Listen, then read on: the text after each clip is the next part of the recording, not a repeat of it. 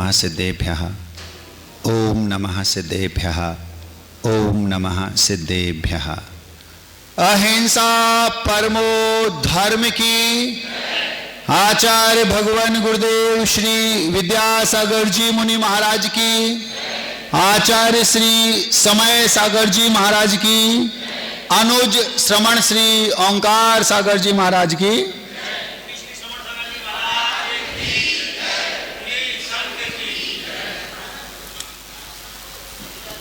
मैं आप लोगों को आपके सबसे बड़े शत्रु से मिलाना चाहता हूं। महाराज, सुबह सुबह हम जब घर से निकले थे तो हमारा पड़ोसी जो हमारा शत्रु है, हम उसको देख के आए हैं। महाराज, क्यों आप यहां, हम शांति के लिए आए और आप शत्रु को यहां बुलाना चाहते? किसी का पड़ोसी शत्रु है तो किसी का कॉलोनी में रहने वाला कोई दूसरा व्यक्ति जो घर से थोड़ा दूर है वो शत्रु है, तो किसी का शत्रु किसी दूसरे नगर में रहता है, तो किसी का शत्रु दूसरे प्रदेश में रहता है, किसी का दूसरे देश में रहता है। अथवा या तो वो मनुष्य गति का शत्रु है या फिर त्रियंच गति का भी शत्रु हो सकता है। एक सज्जन थे, वे सांप पालते थे। सांप बहुत शौक था। वो एक दिन उन्हीं सांपों में से एक सांप जो उनका कभी शत्रु रहा होगा पूर्व भाव का, उसने एकदम से डस लिया और उनकी डेथ हो गई। तो वो शत्रु त्रियंच गति का जीव भी हो सकता है। जंगल में आप गए और शेर ने आपको खा लिया तो बिना शत्रुता के तो खाएगा नहीं। त्रियंच भी आपका शत्रु हो सकता है, मनुष्य भी आपका शत्रु हो सकता है, नारकी भी आपका शत्रु हो सकता है। लेकिन वो बदला कहां लेगा? जब आप वहां पहुंच जाएंगे नरक में तब। या फिर कोई देवता भी आपका शत्रु हो सकता है। तो जो देवता हैं उसमें बेमानिक देव तो आज आते नहीं, इतना पुण्य नहीं आपका। जो भवनेत्रिक हैं, भवनवासी, व्यंतर, ज्योतिषी, इसको देव दुर्गति बोलते हैं। जैसे मनुष्यों में वो लोग जो सभा में पीछे अथवा बाहर रहने वाले हैं, ऐसे देवताओं में जो भवनेत्रिक के देव होते हैं, व्यंतर, ज्योतिषी और भवनवासी, इसको भवनेत्रिक बोलते हैं, देव दुर्गति बोलते हैं। हजारों श्लोकों में स्पष्ट लिखा है। सम्यक दृष्टि जीव इनमें जन्म नहीं लेता। वो भी आपका शत्रु अथवा मित्र हो सकता है। यदि आपका शत्रु हुआ, मान लो आपका वो शत्रु है, तो वो आपको परेशान करेगा। कई लोगों को आपने देखा होगा, वे भूताविष्ट हैं। क्या हो गया? महाराज जी, इनको भूत लगे हैं। पूर्व का पुराना कोई शत्रु था, वो जाकर के व्यंतर बन गया और चूंकि पुरानी शत्रुता थी परेशान कर रहा है। और यदि मान लो आपको वो मित्र हुआ तो वो सहायता भी करता है। कई सारे उदाहरण आपने देखे हैं। जो अभी जो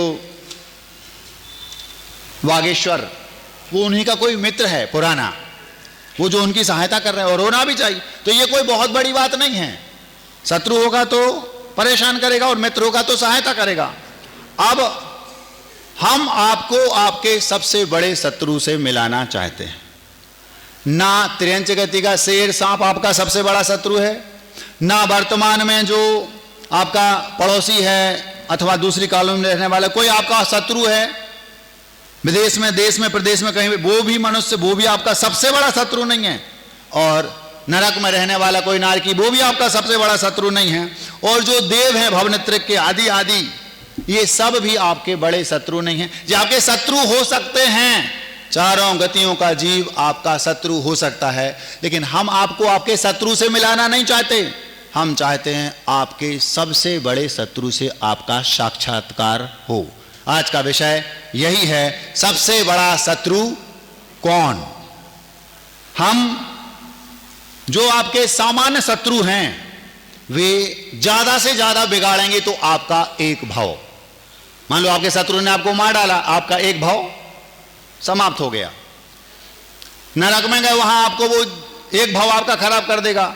स्वर्ग में गए, वो वहां कर देगा। अथवा यहां गए तो वो यहां आपको परेशान करेगा। शेर ने, सांप ने आपको काट लिया तो एक भाव खराब करेगा। इससे ज्यादा वो कुछ नहीं कर सकता। हां, यदि मान लो वो व्यंतर आदि है, भवनवासी आदि है, 10 भाव का वैरी पछताया, कितने भाव तक परेशान किया पारसनाथ को? 10 भाव तक, इससे ज्यादा वो कुछ नहीं कर सकता।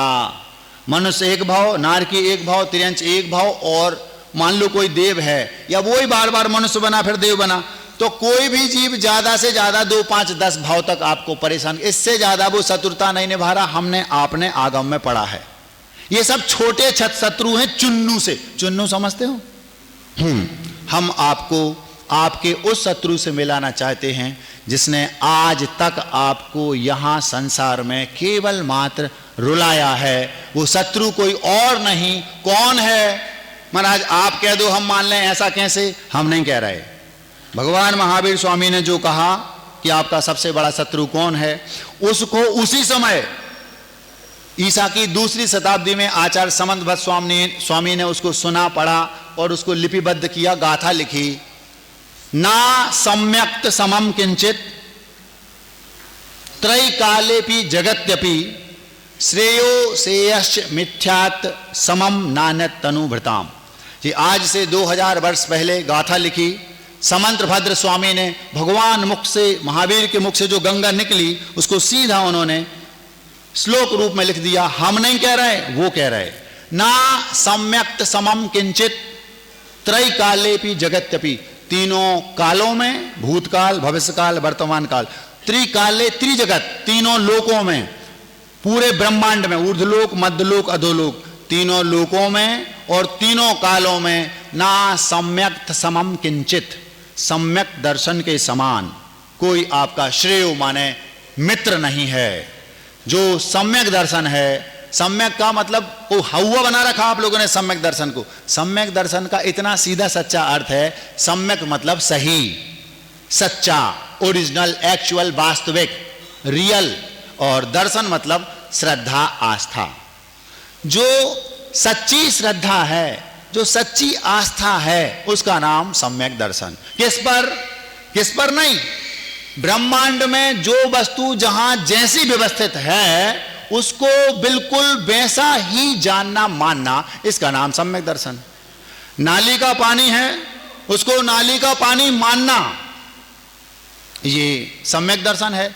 और गंगा के पानी को नाली का पानी मानना, ये मिथ्यात्व है।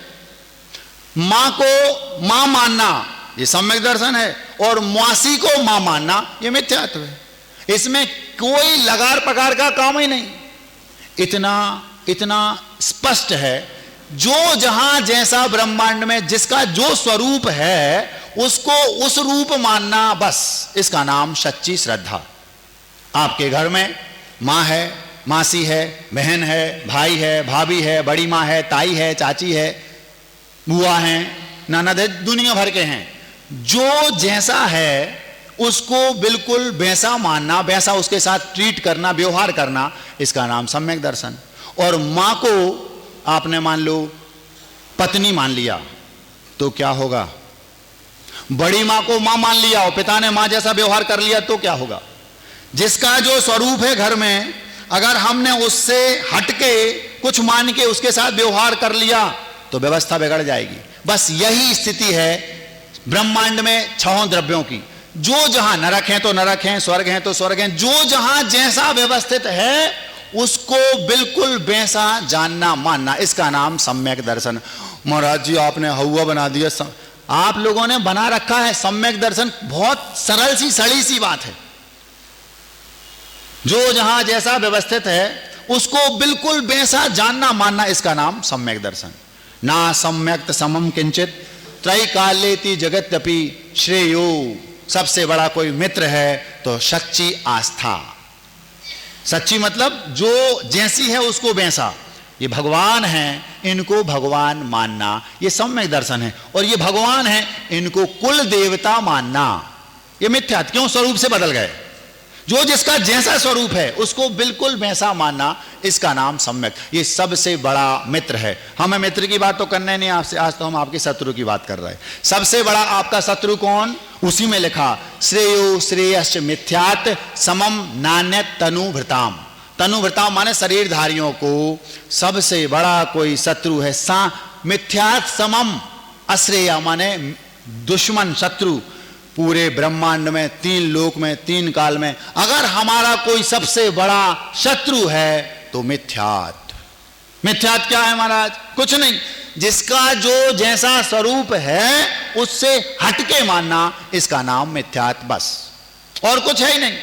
ये महाराज हैं, महाराज का दिगंबर मुद्राधारी वीतरागी मुनिराज का ये बाहरी स्वरूप और ये भीतरी। अगर हमको आप महाराज मान रहे, हमारी बातों को महाराज श्री की पुड़िया मान रहे तो सम्यक है, और राजश्री की पुड़िया मान रहे तो मिथ्यात्व है। राजश्री की पुड़िया समझते हो? वो कह रहे हैं हम समझते। तुम कहां से समझते भैया? राजश्री की पुड़िया को राजश्री की पुड़िया समझो और महाराज श्री की पुड़िया को महाराज श्री समझो, ये सम्यक है। और राजश्री को महाराज श्री की पुड़िया समझ लिया और महाराज श्री को राजश्री की समझ लिया, मिथ्यात्व हो गया। बस इतना सा अंतर है। पापा को पापा कहना सम्यक है और चाचा को पापा कहना मिथ्यात्व। डॉगी को डॉगी कहना सम्यक है और डॉगी को शेर कहना मिथ्यात्व है। शेर को शेर मानना सम्यक है और शेर को गधा मानना मिथ्यात्व है। जिसका जो स्वरूप है उससे च्युत हुए और मिथ्या दृष्टि। सबसे बड़ा शत्रु हमारा कोई पूरे ब्रह्मांड में, 3 काल में, 3 लोक में है तो मिथ्यात्व। हम नहीं कह रहे, अनादिकाल से आप अभी तक केवल उसी मिथ्यात्व के कारण यहां संसार में भटके हैं। वो मिथ्यात्व क्या है महाराज? वो हमारी श्रद्धा। उस श्रद्धा को हम सच्चा कर लें तो सम्यक दृष्टि, और अगर उसको मिथ्या कर लें तो सच्ची श्रद्धा है तो सम्यक दृष्टि, और विपरीत श्रद्धा है तो मिथ्यात्व। शराब की बोतल है, इसको दूध मानोगे मिथ्यात्व है, और शराब को शराब मानोगे तो सम्यक है। जिसका जो स्वरूप है उसको वैसा मानना। तो महाराज हम जब जानेंगे तभी तो मानेंगे। अब हमने ज्ञान तो किया नहीं, पढ़ा तो है नहीं, तो कैसे मान ले? तो फिर उसमें लिखा आज्ञा सम्यक्त। क्या कहलाता वो? जिसको इसका ज्ञान है, जिसको इसका ज्ञान है वो गुरु, उन्होंने इसको पढ़ा है, वे इसको समझते हैं। उसमें लिखा अगर एक गुरु उल्टा उपदेश देते हैं तो वे निग्रह स्थान के पात्र हैं। तो ये तो पक्का है कि गुरु जानबूझकर उल्टा उपदेश तो देंगे नहीं, गुरु तो सच्चे होंगे। तो पहले सच्चे गुरु की पहचान करो, और पहचान लिया कि सच्चे हैं, बस वो जो कहें वो मानना, हमारी नहीं मानना। पहले हमारी पहचान करना इनमें वो है कि नहीं। हम 1-2 दिन में इस विषय को रखने वाले हैं कि गुरु कौन। आज हमने क्या कहा? एक दिन रखा था सच्चा भगवान कौन। आज रख रहे हैं हमारा सबसे बड़ा शत्रु कौन। अभी हम 2-4 दिन में रखने वाले हैं गुरु कौन। तो पहले गुरु की कसौटी पर गुरु को कसो, और कस लिया, हां जो कसौटी भगवान ने लिख के दी है ये होना चाहिए, उस पर कसना मुझे भी, और कस लिया। अब जो ये कहें वो सही। क्यों? आपने तो पढ़ा नहीं, उनने पढ़ा है। वे झूठ बोलेंगे तो निग्रह स्थान नरक जाएंगे, तो वे गलत तो करेंगे नहीं, क्योंकि उन्हें अपनी चिंता है। अपनी चिंता नहीं होती तो घर में बैंड बजवाते, यहां काहे को आते? सीधी सीधी बात है। अब ये समझ में आ गया कि जो गुरु ने पढ़ा है, उन्होंने जो बताया, इसको हमने बिल्कुल नहीं पढ़ा, वो आज्ञा सम्यक्त कहलाता है। हम कुछ नहीं जानते, गुरु ने जो कहा सो। वो बोलते ना आप लोग, गैया में दूध और दूध में दही, गुरु ने जो कहा सो सब सही। ये हमने बचपन में सुना था किसी के मुख से। तो हमारा सबसे बड़ा शत्रु है तो मिथ्यात्व। वो क्या है महाराज? हम महाराज जी कैसे पता करें कि सच्चाई क्या है? आप स्वाध्याय करो। नहीं आता आपको समझ में तो जो गुरु हैं सच्चे उनसे पूछो, वो जो कहें। अगर समझ में नहीं आता पूछने पर तर्क करो, अपनी बुद्धि तो है ना, लॉजिक और तर्क के आधार पर उनसे बातचीत करो। 8 दिन में आप निर्णय ले लेंगे कि सच क्या है। तो जैसे ही पता चले, जब जागे तभी सवेरा, उसी समय अपनी श्रद्धा बदल लो। नहीं बदली तो अनादिकाल से ये मिथ्यात्व तुम्हें यहां तक ले आया, पता नहीं कहां तक ले जाएगा। आप सब उपदेश का मूल जो उद्देश्य होता है वो होता है मिथ्या दृष्टियों को सम्यक दृष्टि बनाना। ये मूल उद्देश्य होता है। पिछले 45-46 दिनों से हम भूमिका बना रहे थे, हमें लगा अब हम इसको आगे का सेकंड मोड़ दे सकते हैं। आप लोगों ने एक तत्वार्थ सूत्र का एक सूत्र पढ़ा होगा, सिरी हिरी धृति कीर्ति बुद्धि लक्ष्मिया पपल्युपम सामान्य के सामान्य का ऐसा कुछ सूत्र है। उस सूत्र में यह कहा गया है सिरी हिरी धृति बुद्धि और लक्ष्मी, ये 6 देवियां हैं। ये छहों की छहों, इसमें एक नहीं, दो नहीं, तीन नहीं, 4 मत हैं। क्या मत हैं? एक आचार्य महाराज का कहना है, जो पुराण है उसमें इनको व्यंतरियां कहा है।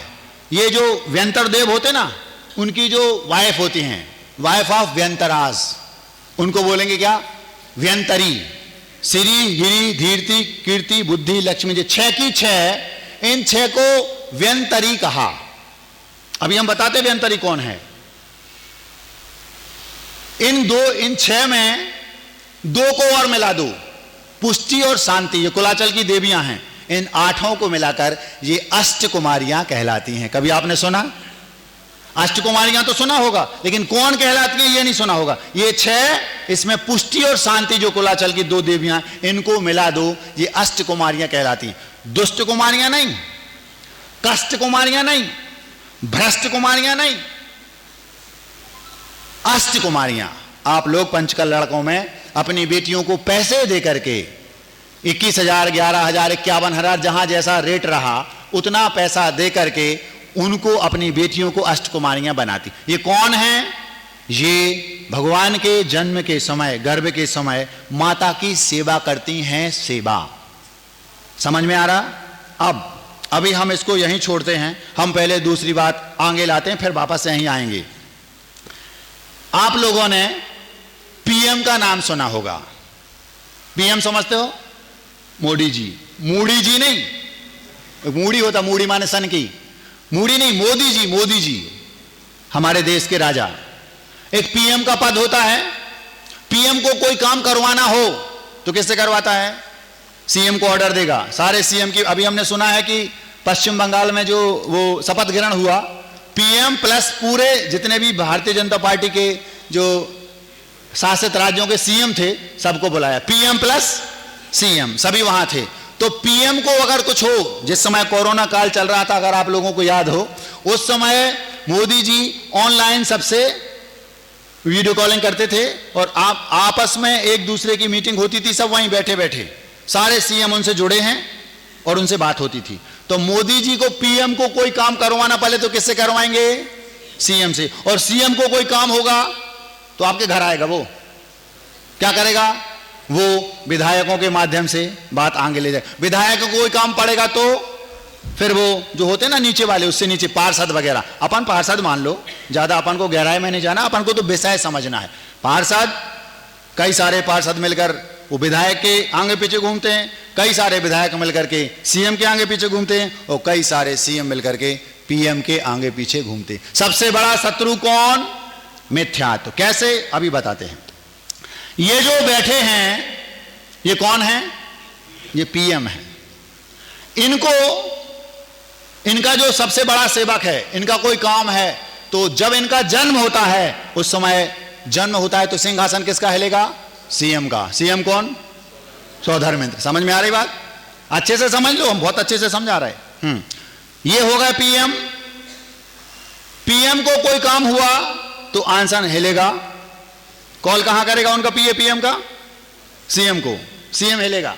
अब सीएम का कुर्सी हिली, किसकी? स्वधर्म की। स्वधर्म को पढ़ा, हाँ भगवान का जन्म होने वाला है। जैसे ही पीएम को पता चला कि एमपी मध्य प्रदेश आना है, सबसे पहले घंटी किसकी खनखनाएगी? मोहन यादव की। भैया पीएम को एमपी में आना है, पीएम को एमपी में आना है। एमपी मतलब मध्य प्रदेश, पीएम मतलब प्राइम मिनिस्टर।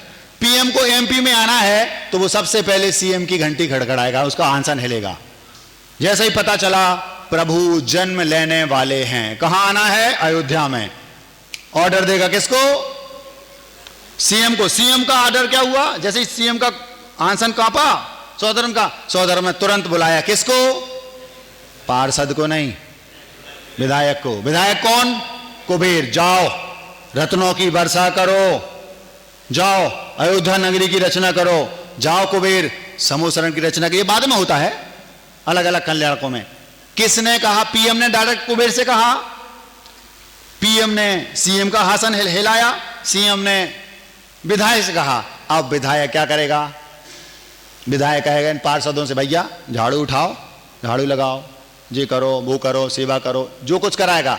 ये कौन है? समझ में आ रही बात हम क्या कहना चाह रहे हैं?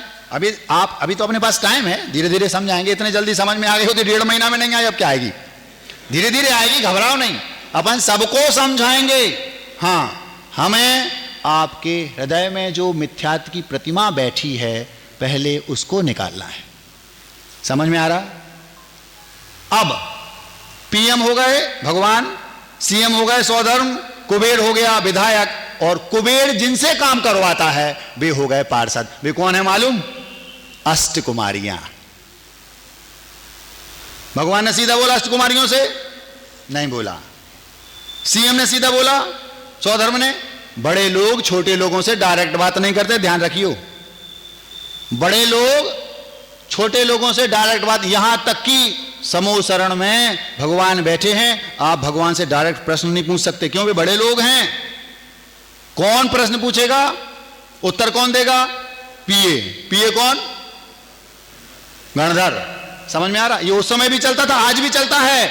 हमने देखा पंडित रतनलाल बेनाडा जी 10 लक्षण में आचार्य श्री जी के पास आते थे, और जब तक वे आए तब तक आचार्य श्री तत्वार्थ सूत्र के 10 अध्यायों की एक अध्याय की प्रतिदिन व्याख्या अपने श्रीमुख से स्वयं करते थे। फोकस रहता था केवल पंडित रतनलाल बेनाडा पर। वे पहले से तैयारी करके आते थे पंडित जी, और अपनी बातें रखते थे, और आचार्य से उनको सुन करके उनका जवाब देते थे।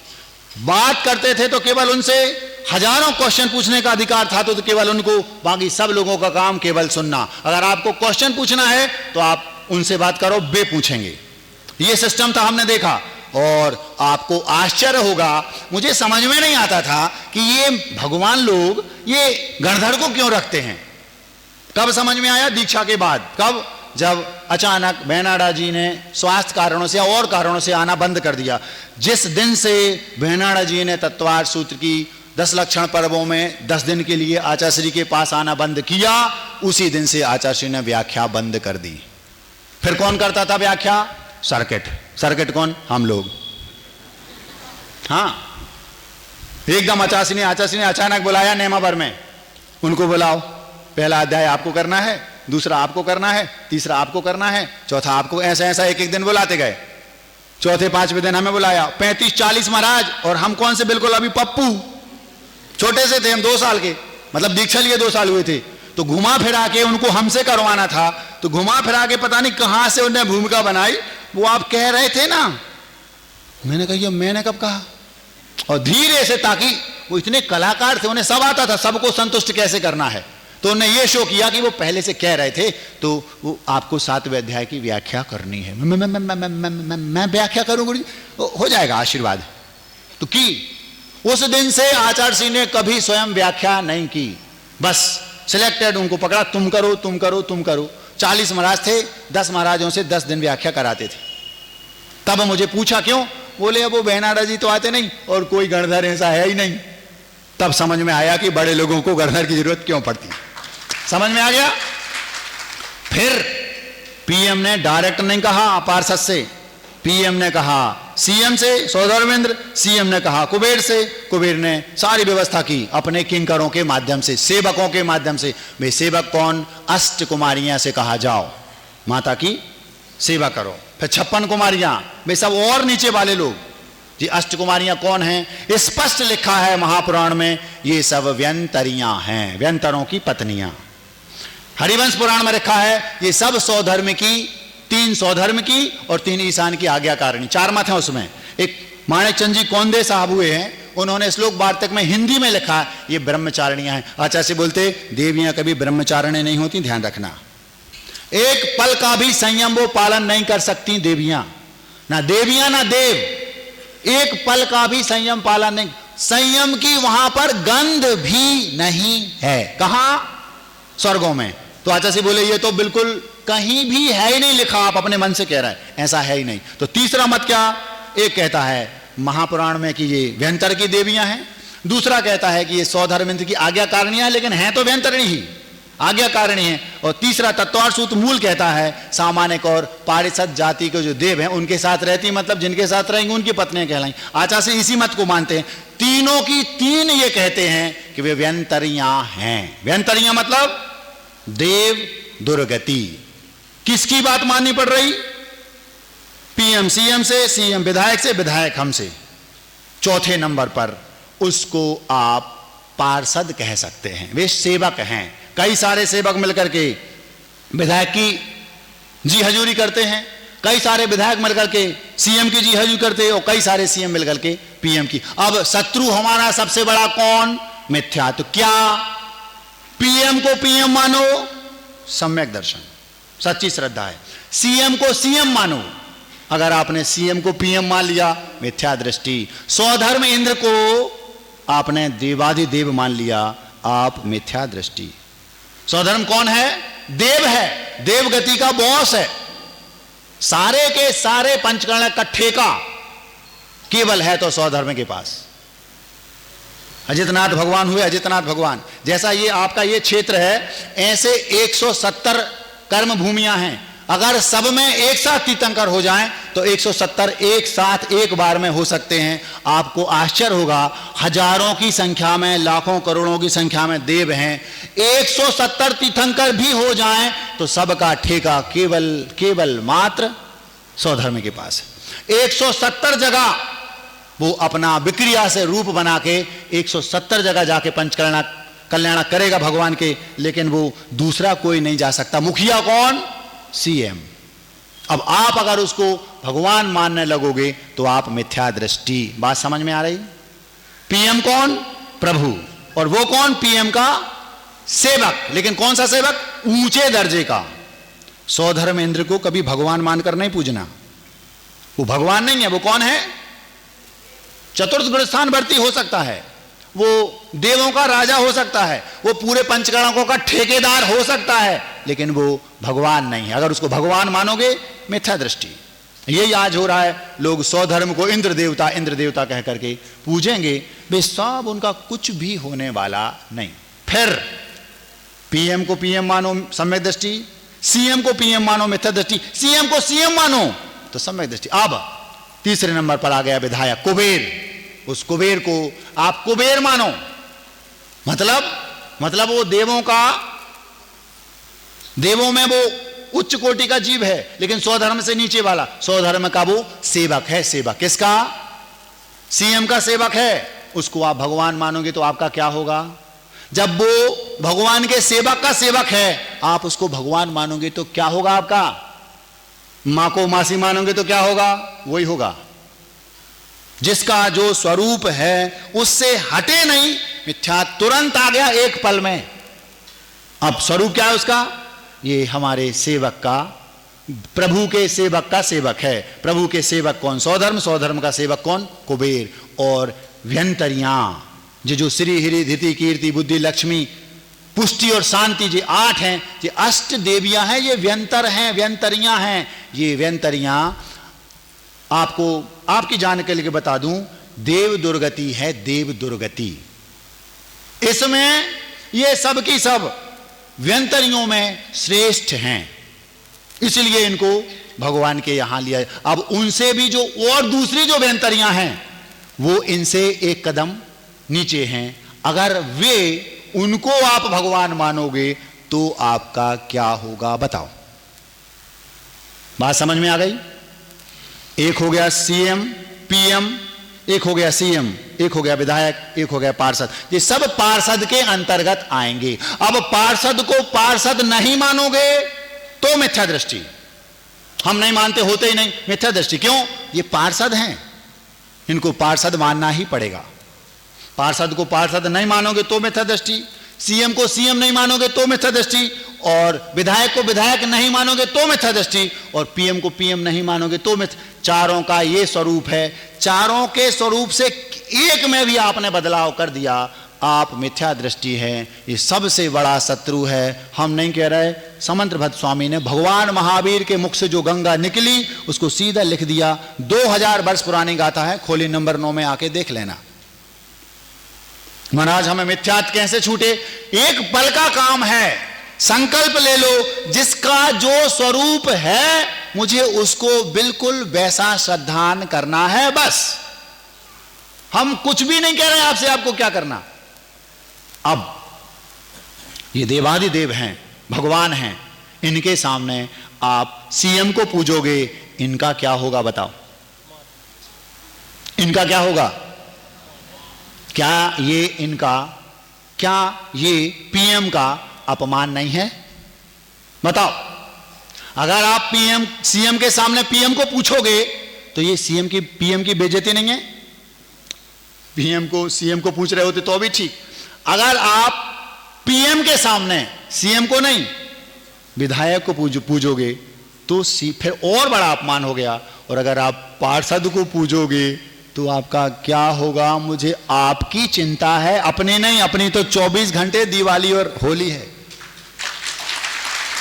आप पहले बात को समझने का प्रयास तो करो।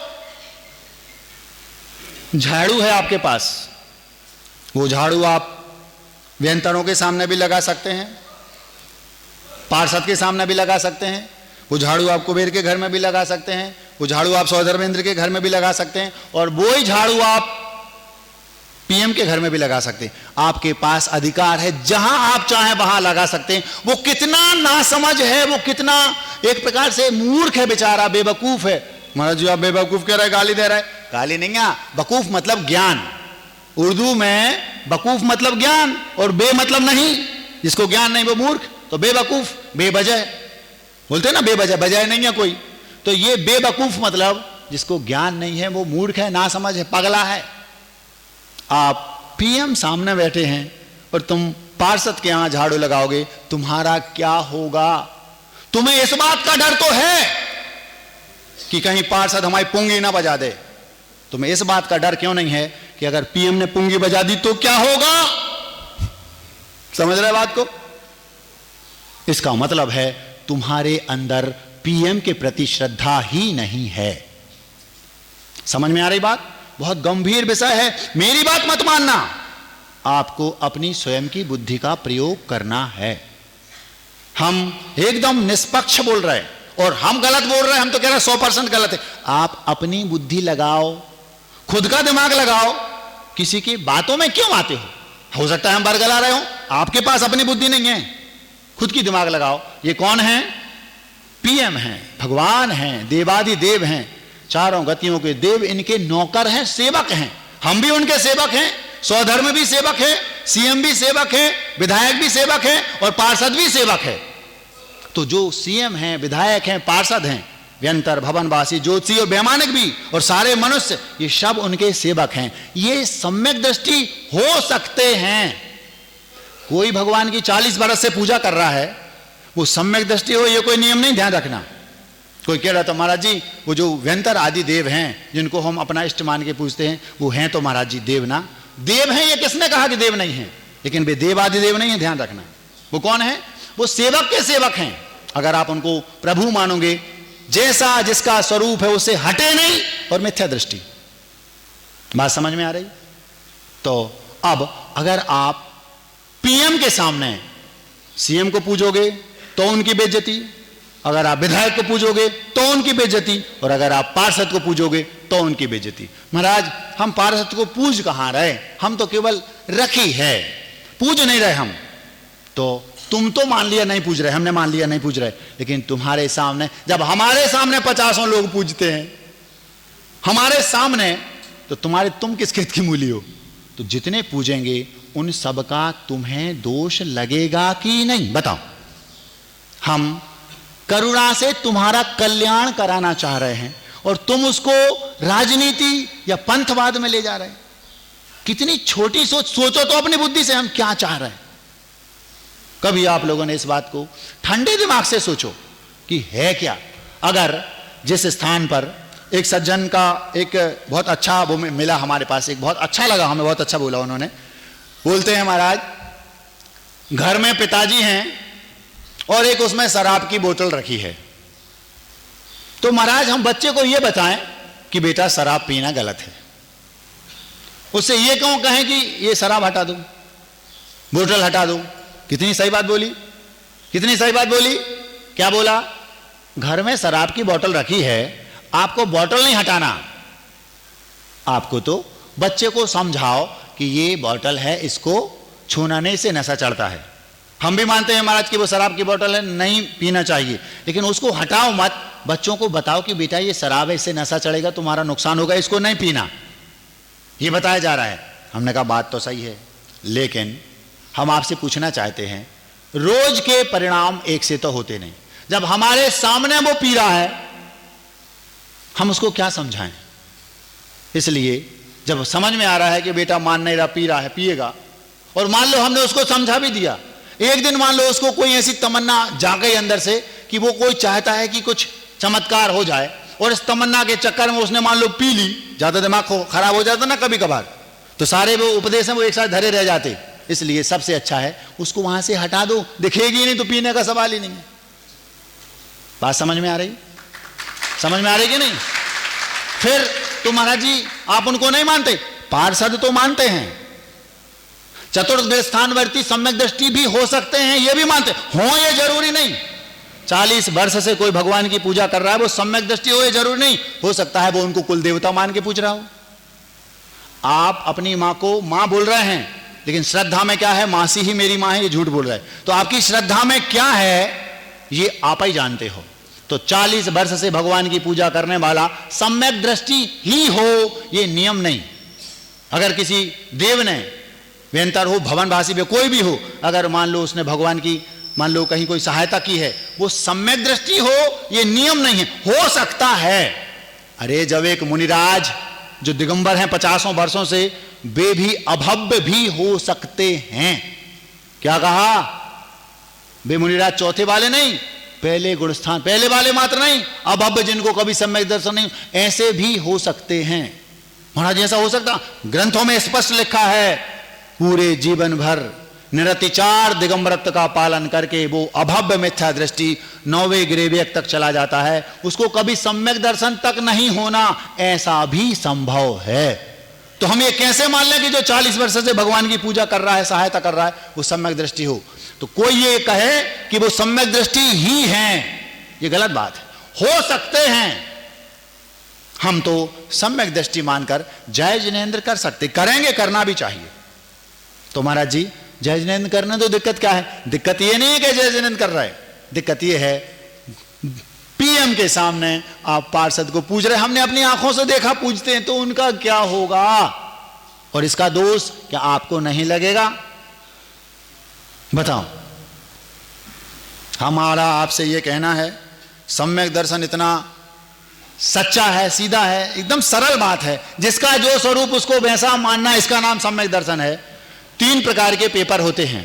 एक पेपर वो जिस पेपर में माइनस मार्किंग नहीं होती, एक पेपर वो जितना लिखोगे उतना मिलेगा, एक वो जो देने ही नहीं गया, और एक वो जो यूपीएससी का, उसमें माइनस मार्किंग ही होती है। अगर आप भगवान को भगवान मानकर पूज रहे हैं, जितना पूजोगे उतने नंबर मिलेंगे। समझ में आ रही बात? जितना पूजोगे उतने नंबर मिलेंगे। और अगर आप किसी दूसरे को जो भगवान नहीं है उसको भगवान मान के पूजोगे, माइनस मार्किंग होगी। इससे तो वो अच्छा है जो ना यहां पूज रहा है ना वहां पूज रहा है, मंदिर नहीं आता, वो इससे अच्छा है, कम से कम माइनस मार्किंग तो नहीं हो रही। समझ रहे बात को? क्यों आप अपनी माइनस मार्किंग कर रहे हो? समझो तो, हमारा क्या फायदा, हमें ये बताओ। कोई हमें मेडल मिलने वाला है, आचार्य पद मिलने वाला है, हम आपसे ऐसा क्यों कह रहे हैं, ये तो सोचो। अपनी बुद्धि नहीं है आपकी घर में, अपनी बुद्धि तो लगाओ। हमारा आपसे बैर हो सकता है, लेकिन आपका अपनी बुद्धि से तो बैर नहीं होगा ना। सिद्धांत से बात कर रहा हूं, सिद्धांत से। सिद्धांत में लिखा है, एक मिथ्या दृष्टि जीव को 120 कर्म प्रकृतियां बंधने योग्य होती हैं, उसमें पाप और पुण्य दोनों हैं। लेकिन एक सम्यक दृष्टि जीव को 41 जो सबसे निकृष्ट पाप प्रकृतियां हैं, वे कभी नहीं बंधती। अगर पीएम को पीएम मानकर पूज रहे हो, आप सम्यक दृष्टि हैं, क्योंकि आपकी सच्चा सही है। आप 41 वो महा निकृष्ट जो पाप प्रकृतियां हैं, जिससे आपका पाप बंध रहा है, वो आपको बंधेगा ही नहीं। और यदि आपने उनको, उन्हीं को कुल देवता मान के पूज लिया, पूजा उन्हीं की कर रहे हैं, कुल देवता हैं जी हमारे, हम अगर इनकी पूजा नहीं करेंगे तो हमारा अकल्याण हो जाएगा जी, हमारा बुरा कर देंगे, अगर ऐसा मान के पूजोगे, मतलब आपको अभी भगवान का सही स्वरूप नहीं पता है। तो जैसे ही नहीं पता, वे पाप 41 प्रकृतियां और बनेंगी, माइनस मार्किंग और होगी। समझ में आ रहा? वे 41 पाप प्रकृतियां सम्यक दृष्टि को नहीं बंधती। जिसके पास मिथ्यात्व है उसकी वे सखी हैं, वे उसको बंधनी ही हैं। आप लोग इस बात को पहले समझिए। अब वो जो झाड़ू है, जिस झाड़ू को हम पीएम के दरवाजे पे लगा सकते हैं, हम पार्षद के दरवाजे पे लगा रहे। हम पगला हैं कि नहीं? आपकी बात डायरेक्ट पीएम से हो सकती है, आप सीएम के पीछे क्यों भाग रहे? आप विधायक के पीछे क्यों भाग रहे हैं? आप पार्षद के पीछे क्यों भाग रहे हैं? जब आपकी डायरेक्ट मोदी जी से बात हो सकती है। लेकिन आप पार्षद से बात करोगे, विधायक से करोगे, तो पगला कहलाओगे कि नहीं? ना समझ हो कि नहीं? मिथ्या तो है कि नहीं? हम नहीं कह रहे, समंत भट्ट कह रहे। आपका क्या होगा आप समझो तो। हम ये कोई करुणा बसात कह रहा हूं, करुणा बसात अंदर से लग रहा है इन बच्चों का क्या होगा। ये हमारी एक समाज है, ये हमारे सामने पीएम के सामने पार्षद को पूछ रही। तो महाराज फिर क्या करें? हर एक चीज का एक रास्ता होता है। रास्ता क्या है महाराज? ये है उन बच्चों को समझाया जाए, बेटा ऐसा है। वो नहीं मानते, आप अपने अपने बच्चों को घर में समझाएं। पहले आप समझें। अगर आपके दिमाग में कोई बात उठती है, हमारे पास आए, 24 घंटे हम आपकी समस्या का समाधान करने को तैयार हैं। क्यों? हम ये चाहते हैं आपका जो सबसे बड़ा शत्रु है वो आपके दिमाग से हट जाए। जैसे वो हटेगा आप खुद समझ जाएंगे। बात समझ में आ रही? कठिन तो नहीं लग रहा, बुरा तो नहीं लग रहा। जिस स्थान पर कभी देवादिदेव विराजमान थे, जहां पर पीएम की सीट थी, वहां पर आप पार्षद को बैठाओगे तो आपका क्या होगा? स्पष्ट लिखा है। हम नहीं कह रहे, गाथा में लिखा है, कुंद कुंद की गाथा है, उसमें नीचे लिखा है, स्पष्ट लिखा बाद में, हीन स्थाने यतो देह भूंगते बासेन पीड़ितम। जिस स्थान पर देवादिदेव कभी विराजमान थे, उस स्थान पर आपने पार्षद को, सीएम को नहीं, विधायक को नहीं, पार्षद को बैठा दिया। आपका अहित होना निश्चित है, ये उसमें लिखा है। आप आओ, हम आपको बताएंगे। कभी वहां पर अजितनाथ भगवान विराजमान थे, आप ही लोगों के मुख से सुना। हमारा आपसे कहना है, आप पहले सच्चाई को समझें। हमें आपके हृदय में जो मिथ्यात्व की प्रतिमा बैठी है उसको हटाना है सबसे पहले। समझ में आ गया? एक एक के हृदय में सम्यक दर्शन। एक बार अगर सम्यक दर्शन एक पल के लिए भी हो गया, एक पल के लिए भी आपको सम्यक दर्शन हो गया, अर्ध पुद्गल परावर्तन काल के अंदर अंदर आपको भगवान बनना निश्चित है। यह सिद्धांत है। एक बार आपको सम्यक दर्शन हो गया, टूट भी जाए, छूट भी जाए, बस आपका वो टिकट पक्का हो गया। अब आपको भगवान बनना ही है। अर्ध पुद्गल परावर्तन भले लग जाए, मतलब बहुत लंबा काल है वो, लेकिन आप भव्य हैं ये फिक्स हो गया। क्योंकि सम्मित अभव्य को कभी पल भर के लिए भी सम्यक दर्शन होता नहीं। दो मित्र थे, दोनों मित्र नहीं थे, सगे भाई थे। गलतफहमी कहां होती है वो बता रहा हूं। दो सगे भाई थे, दोनों भाई धनाढ्य थे। एक का ज्वेलरी शॉप थी चौराहे पर, डायमंड का सौदा होता था। बताते हैं कल पीएम ने बोला है कि सोना मत खरीदना आप, क्योंकि सोने से सबसे ज्यादा भारतीय मुद्रा विदेशों में जा रही है। कितनी चिंता है देश की उनकी नजर में। अब क्या है अंदर वो जाने, लेकिन हमने तो सुना कि सोना नहीं खरीदो। जिनकी डायमंड की दुकान होगी, सोने की भी सोच रहे होंगे मोदी जी ने गड़बड़ कर दिया, वैसे तो ग्राहक कमा रहे थे, अब और कमाएंगे। तो जो वो डायमंड शॉप है, बड़े भैया की डायमंड शॉप है, चौराहे पर अच्छी चलती, खूब रॉयल्स रॉयल्स गाड़ी है, खूब अच्छा बंगला है, कार है, पत्नी है, बच्चे हैं, संपन्नता है। लेकिन जो छोटा भाई है उसकी ठेके हैं, शराब के ठेके। कितने? एक आध नहीं, 14-15, और इनसे 4 गुना ज्यादा पैसा कमाता है, 4 गुना ज्यादा ऐशो आराम से जीवन जीता है। इनके पास एक रॉयल्स रॉयल्स है, उसके पास 4 हैं।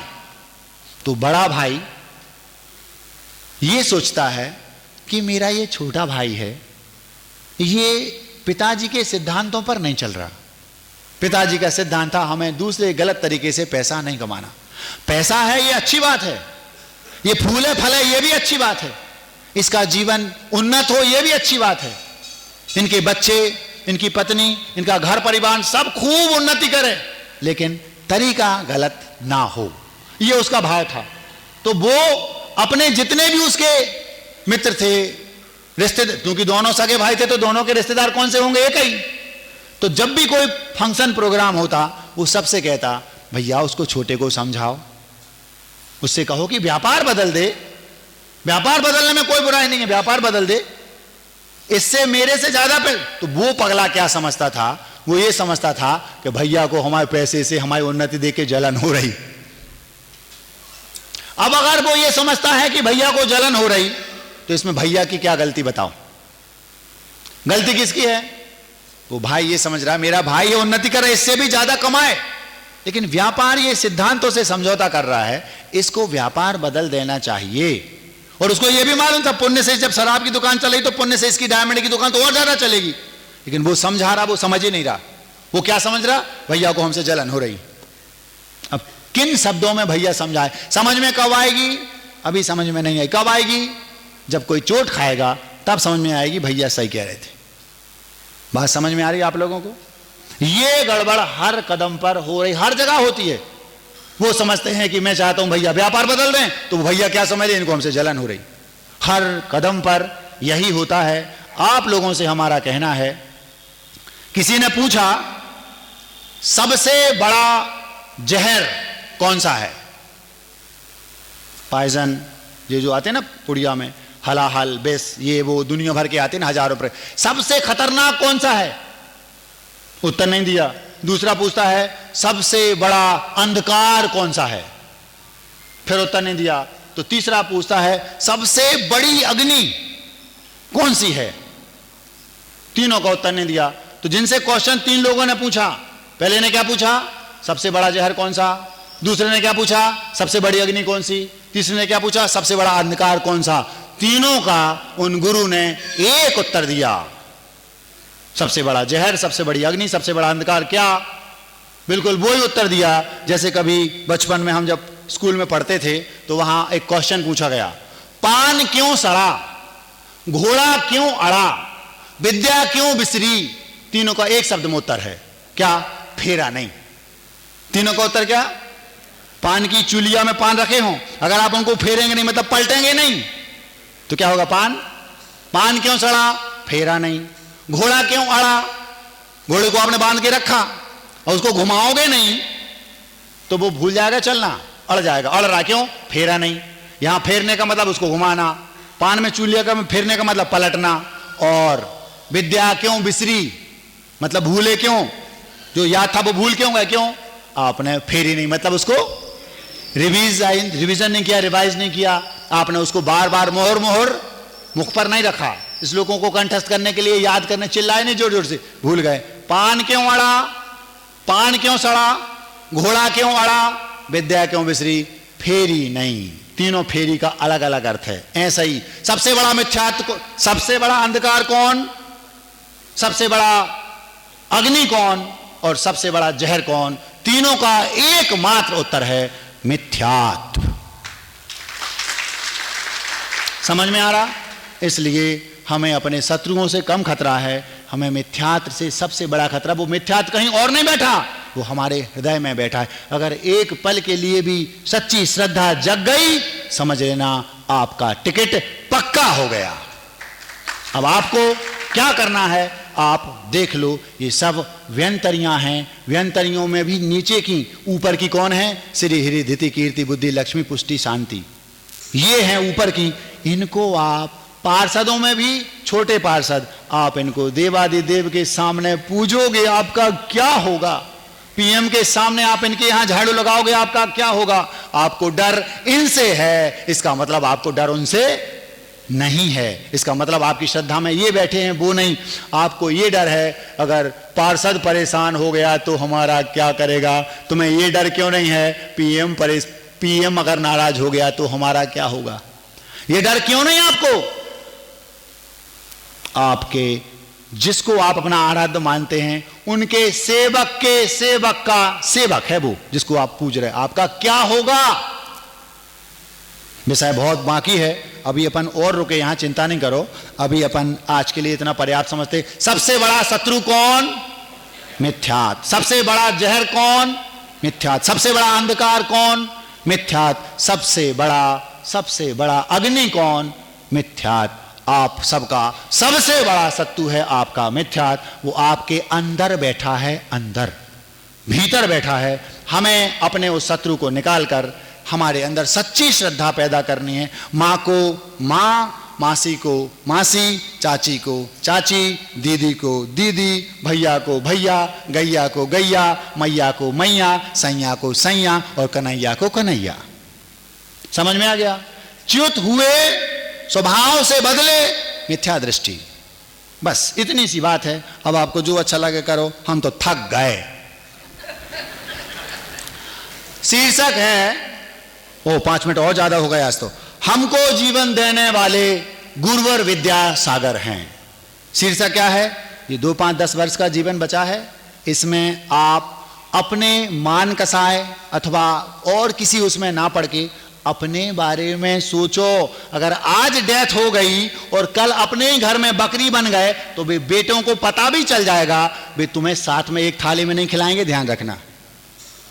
जैसा उसके साथ हुआ था, ज्वेलरी साहब में बकरा बन गया, वो भगा रहा है। और वो एसोर भी हम कह रहे हैं, एसोर अगर आज डेथ हो गई पतिदेव की और मान लो आपको पता भी चल गया कि ये मेंढक बन गया, पल्लू में उचक रहा है। उस सेठ जी अभी 5-7 दिन पहले कथा सुनाई थी, तो भी हमें मालूम है उस मेंढक को हाथ नहीं फेरोगी, पानी नहीं पिलाओगी, गोदी में नहीं बिठाओगी। और कोई कह दे पता, मान लो महाराज अवध ज्ञानी किसी तीसरे के सामने कह दे ये तुम्हारा पति है, तो महाराज चलो महाराज सबके सामने मत बोलो, बेइज्जती हो जाएगी। ये हाल है आप लोगों का।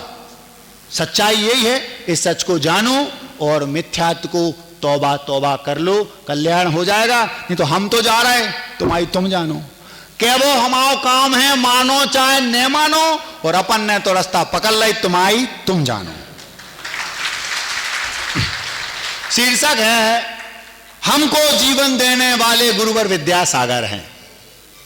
जो विषय था, इस पर कोई कविता थी नहीं, तो हमने सोचा जब कहीं कुछ नहीं मिलता तो गुरुजी तो हैं ही। हमको जीवन देने वाले गुरुवर विद्यासागर हैं।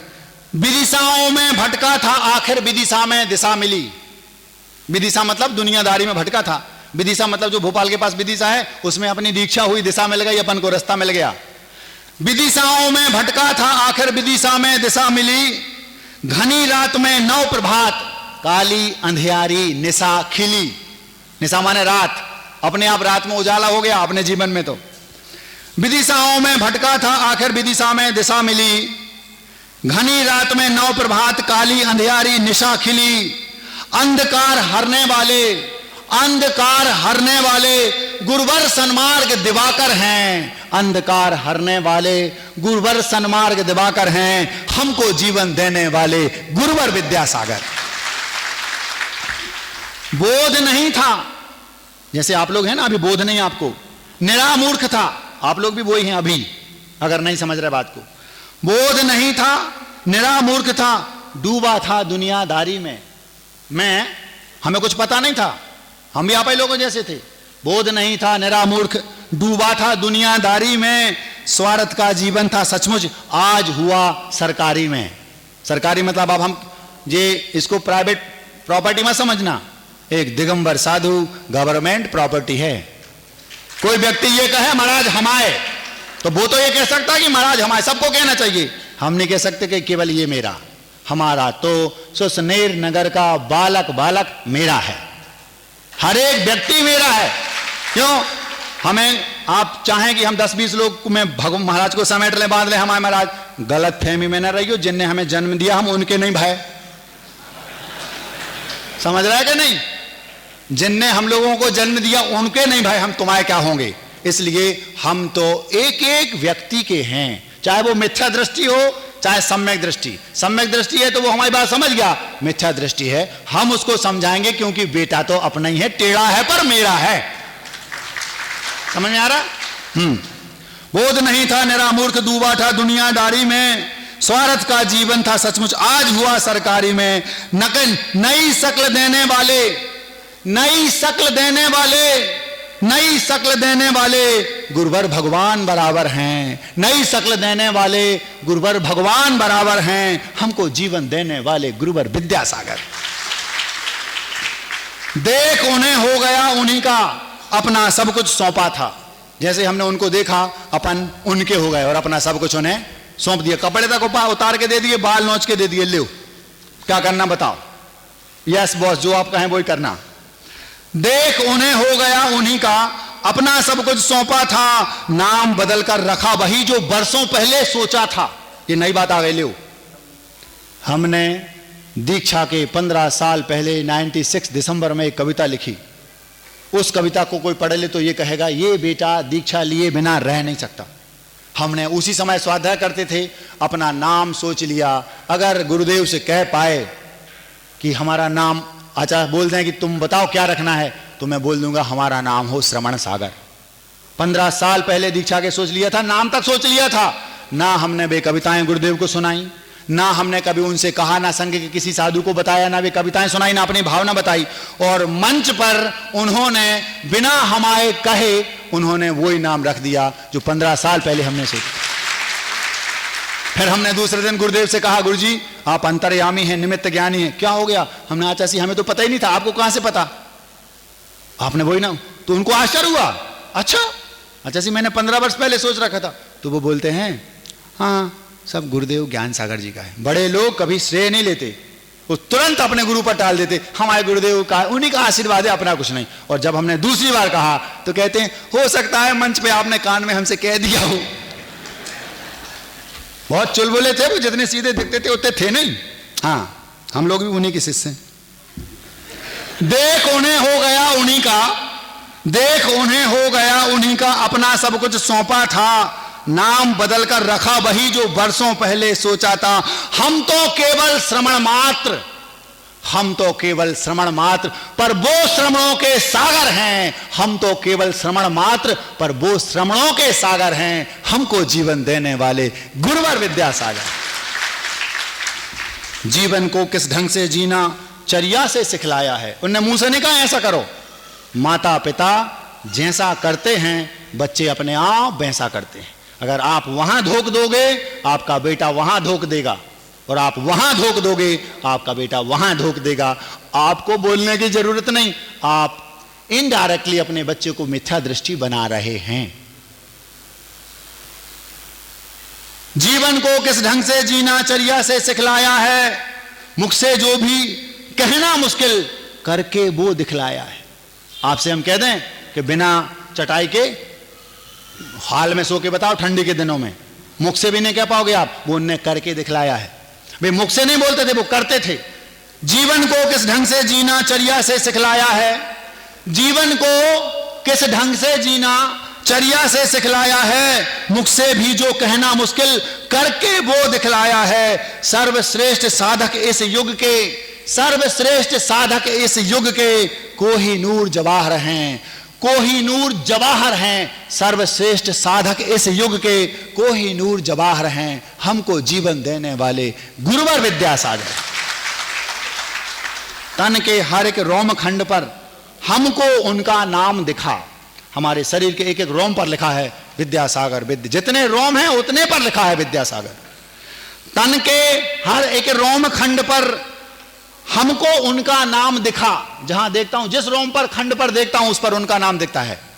तन के हर एक रोम खंड पर हमको उनका नाम दिखा, जीवन की हर एक श्वासों पर हमने उनका नाम लिखा। हमारी श्वास, प्रत्येक श्वास पर लिखा है विद्यासागर। तन के हर एक रोम खंड पर हमको उनका नाम दिखा, जीवन की हर एक श्वास पर हमने उनका नाम लिखा। धन्य धन्य हम ऐसे जीवन दाता गुरु को पाकर हैं, धन्य धन्य हम ऐसे जीवन दाता गुरु को पाकर हैं, हमको जीवन देने वाले गुरुवर विद्यासागर हैं। अहिंसा परमो धर्म की